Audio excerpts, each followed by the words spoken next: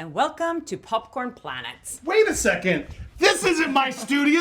Oh my God, Blake Lively's gonna hate this. She is. Welcome to Popcorn Planet. Oh my gosh, look, I'm here with Kjersti. This is such an honor. You have such a lovely place. How fun to be here in person.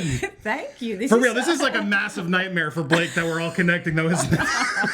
I know. Welcome to my studio. This is a little tighter It is lovely, than guys. yours. No, she's got this amazing light wall and oh my God, it's amazing, guys. Oh, thank you for coming straight from the airport. That's pretty. That's Literally pretty cool. came from LAX to Thrifty rental car, which is a nightmare.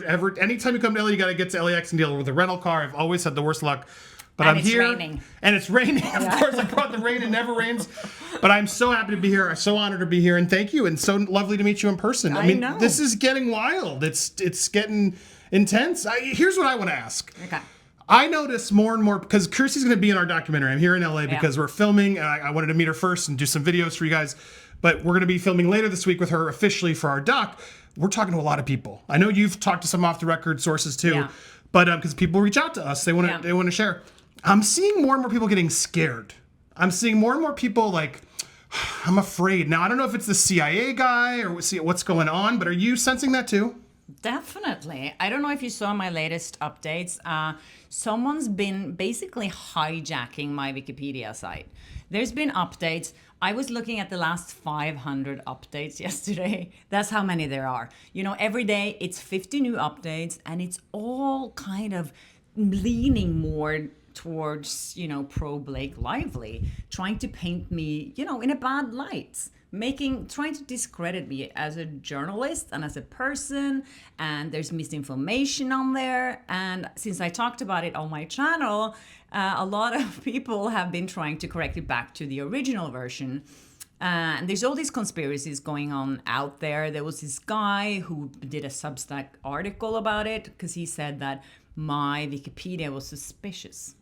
And I was like, why was my Wikipedia suspicious? It was just talking about my achievements as a journalist. It's a very plain, Wikipedia page with just facts and information. And why would you think that was suspicious? So, long story, a lot have happened the last few days. And I knew this. People were messaging me oh my God, help Kjersti. And we talked. I shared less worry, but it is a serious concern that we have to be careful of. Yeah. Wikipedia page is kind of not a big deal, but the fact that they can do that and they're starting to do that is a sign that we need to be extra diligent and careful. I think so too. And I don't know if you spoke to Donna, the other creator that I speak to a lot too. She put out Instagram reels that were just started muted in the middle of the audio just went off.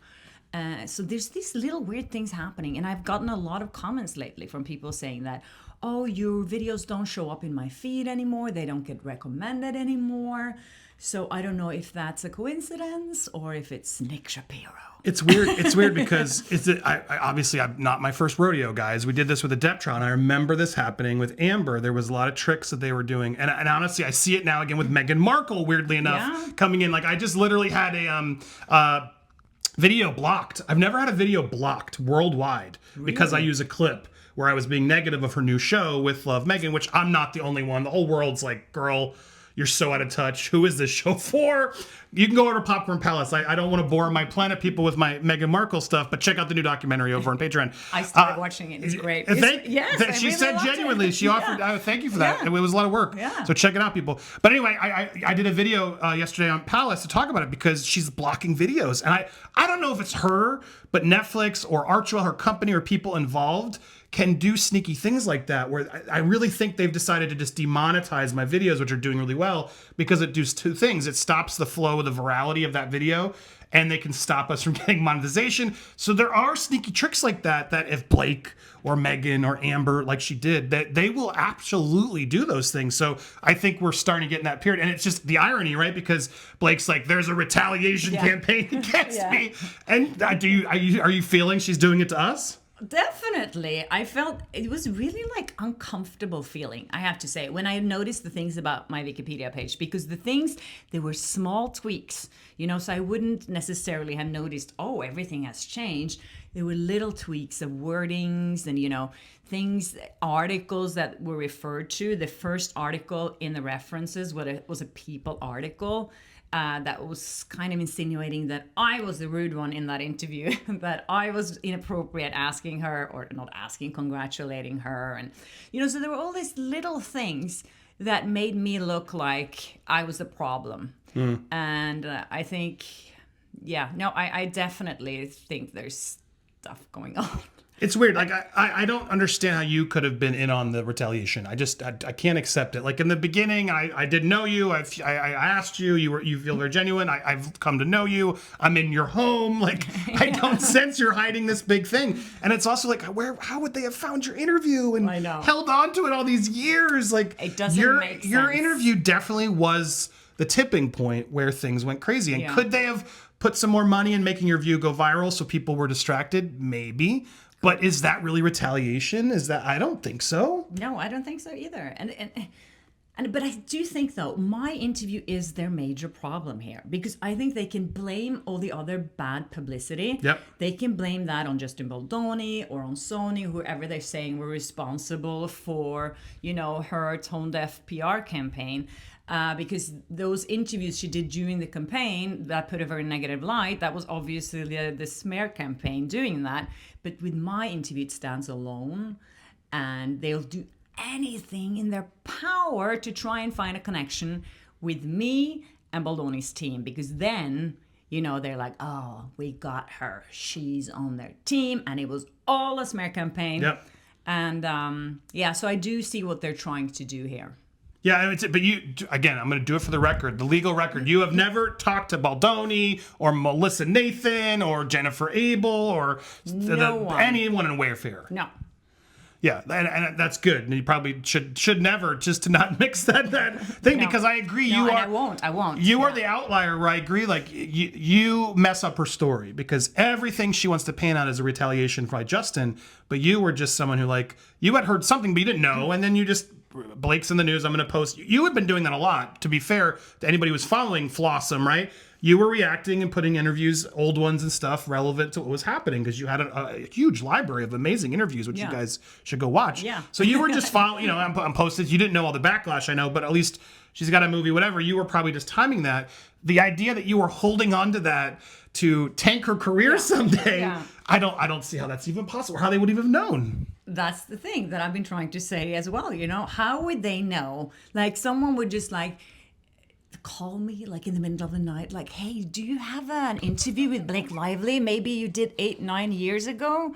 How would even anyone know that I had a bad interview with her? It was actually posted, part of it, on a Norwegian website back 9 years ago, but it didn't get that much attention back then. But that's the thing. And the thing is, if there were any connections between me and Baldoni's team, they would have found that in all the text messages, because they said it was thousands of messages between Melissa Nathan and Jennifer Abel and Baldoni.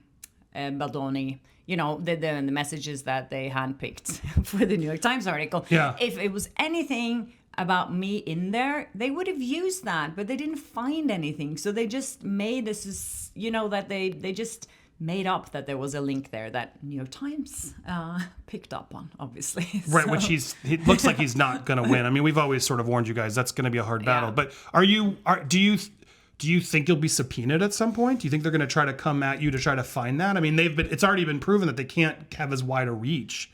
What are your worries or thoughts about that? I don't know. What happens if they want to subpoena me? Do I have to say yes? And you're a journalist. Do I have to say, so I'm protected. You should especially in California. Yeah.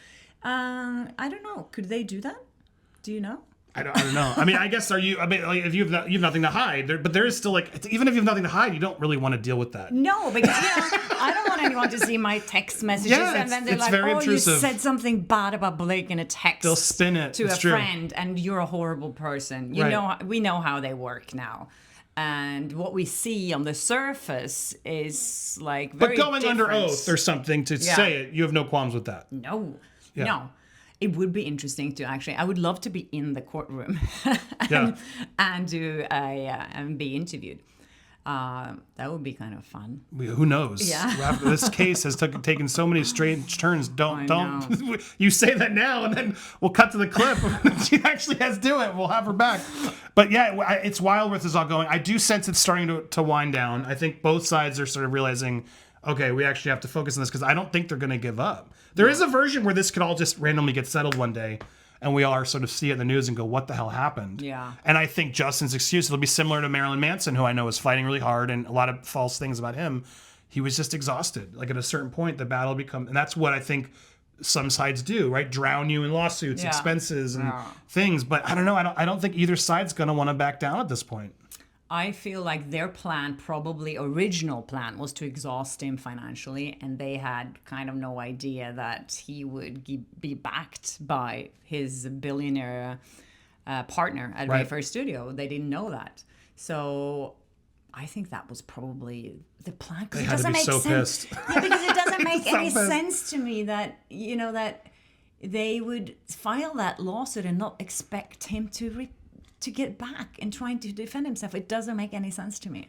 So I think that was the original plan, and it didn't work. A lot of things don't make sense, but what's going to be even more fun is us continuing this conversation over on her channel. Yes! So head over there. We're going to have another installment of us talking. So check out her channel. We're doing a collab today. Go check it out. Thank you for all your support. Thank you for doing the much, documentary. Andy. Guys, get excited. Join us on Patreon. Watch his Meghan with documentary, Hate Meghan. guys. It's not trolly, right? No. A lot of people not at all. because again, that was my question. Why did people like, Andy, you're too mean on Meghan? I'm like, well, let me explain my issues. Yeah. And you sensed some issues there, did you not? Well, you let other people, talk about her, and it was a lot of positive things in the beginning, and then things turned. They did.